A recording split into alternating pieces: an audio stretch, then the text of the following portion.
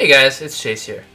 So I wanted to make a video showcasing the very first level I've ever made in a Mario Maker game, as in Mario Maker 1 and 2, because I only played very little of the first one, and I only played levels there, I never made levels. But I wanted to start making levels in Mario Maker 2, and here's my first try. So far this level has, I think it said 10 clears out of 1,939 attempts, which is pretty low. It has a 0.51% clear rate. The level is called Turning Me On and Off. I know that's a very interesting title. It's been played by 95 people. So basically this level is themed all around on-off switches, which I know that's most Mario Maker levels currently, because in my opinion that's probably the best new thing they've added to this game is the on and off switches. But yeah, the levels, it's not the most difficult level out there. Like it can be hard if you're like a beginner to the game, but I'd say like a moderate player, it's definitely doable. It's not like a Kaiser level or anything like that. The level code is right there on the screen, and I'll also put it below in the description if you want to try it out first before you watch the video. Because obviously I'm going to show how you beat the level in the video, so if you don't want to be spoiled or anything, go ahead and play it now and then watch the video after. And with that all out of the way, guys, let's get into the level.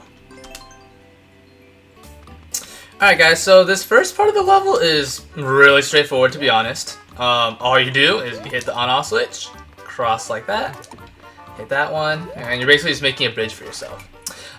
So you're probably wondering, it is possible that you could just, I don't know, skip like that, do like that. I guess that's a little easier, but I don't know, it's the first part of the level. It's easy anyways. I didn't bother like trying to de-cheese that.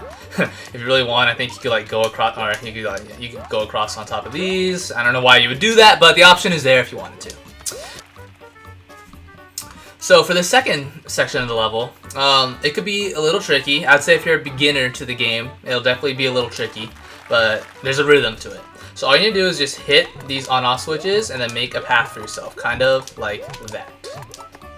And see, it's not bad. There is cheese potential here too. But the cheese is harder than actually doing it normally.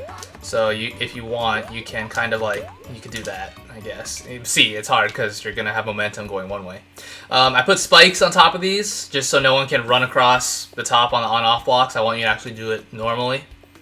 But yeah, I made it so you could get a good rhythm going here. Hang on. So see, if you're just kind of walking, you can totally get a nice rhythm going. It's actually not hard at all. And that's that section. So moving on to this section. Now, all of a sudden, these on-off blocks are switching on its own. You're not hitting an on-off switch. It's happening on its own. And I'll show you how I do that in a second. But as for the actual section, all you need to do is just get the rhythm in your head. It's kind of like the blinking blocks in Mario 3D World style. And that's it. That's the end of the section. As for this, it's really simple. I just put a little, what do you call these things? Buzzy beetle on here. So then as soon as I made it so you have to jump up right here. And then I put a little sound effect there. As soon as you do that, then that beetle drops, and here, let me just spawn right here so you can see.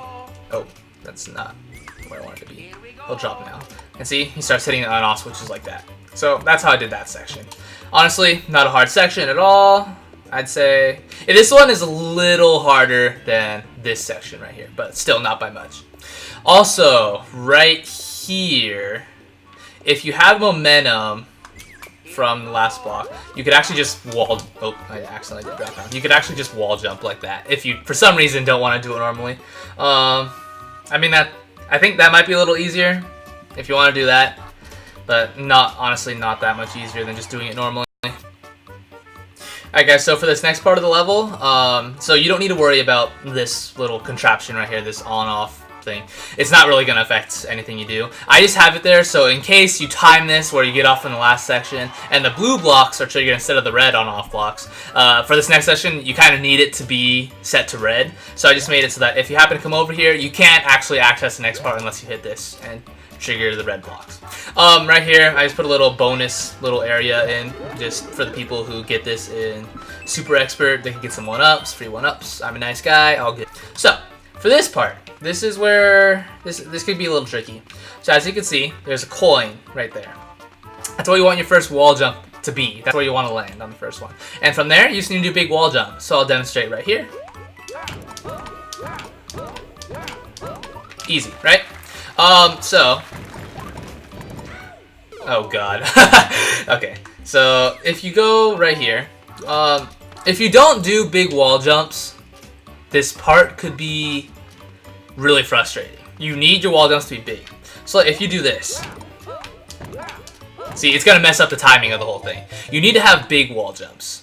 And also, one other thing that could happen is if you screw up, you could have this part triggered. So, of course, you need the red part to be triggered. If you need to fix that, you can just kind of he'll hit it. Yeah, if I could redesign like a part of this level, I would put maybe like an on-off switch right here, just so you don't have to do this weird thing to trigger that. But yeah, so that part, not too bad. Most people who've played it can get it pretty easily, but if you're bad at wall jumps, it might be a little tricky for you. Alright, moving on. We have this shell throwing section. So, I've seen quite a few people play this level. I've seen a lot of streamers play this level. And what they do is they'll grab the shell and put it on right away.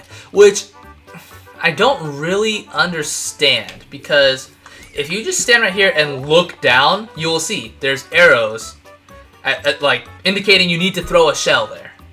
Like, it's kind of obvious to me. I don't know, like, maybe some other people think differently than me, but I did that on purpose. If you look down, you can see. You could throw a shell in the area, and then that's what you're going to do. So make sure you pick up the shell. Do not wear it. In NSMBU, just don't press down. And you just need, it's pretty easy. All you need to do is just throw it and time it where these are. Then it will correct the track. Throw this one away, and then so you won't go right into the spikes. And you want to grab this shell, and you want to throw it at these blocks. Just kidding. You don't want to do that because you will die. I put a little, you need to pay attention in this level, guys. If you're not paying attention, as you can see, the track is already set to the correct way. If you are not paying attention, you will hit it and you will die. And I put these little hidden blocks here just so you actually could save yourself before. But thanks to my friend, he told me, you should probably put on-off blocks there, or not on-off blocks, hidden blocks, so that, you know, if you notice that you can make it, you'll hit those and you'll still die. But anyways, let me fast forward a bit so I can actually show you how to actually do this part.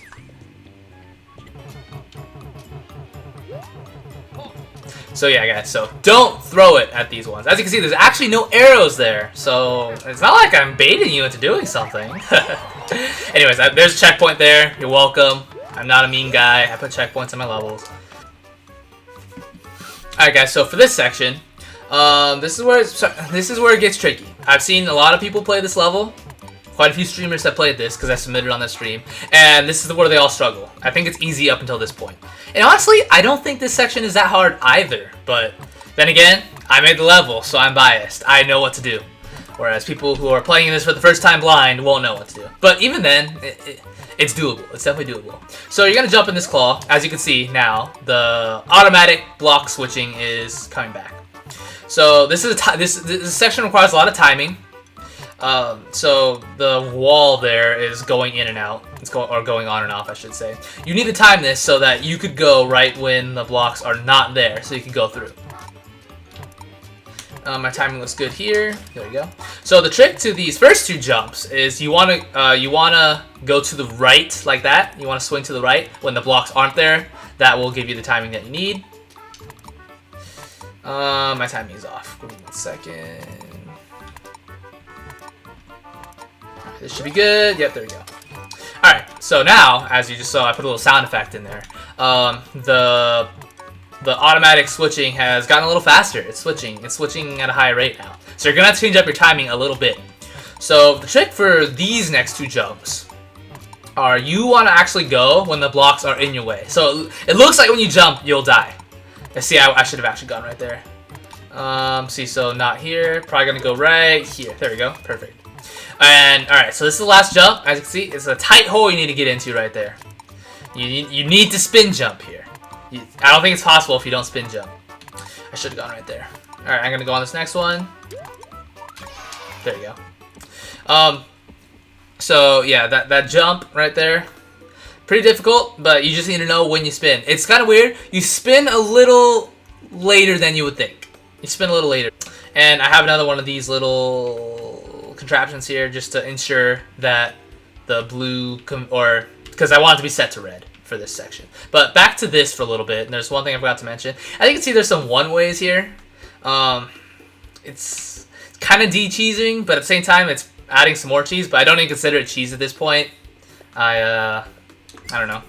I think you should be able to save yourself on this part. So let's say your timing's bad. Oh no, you could. Oh no.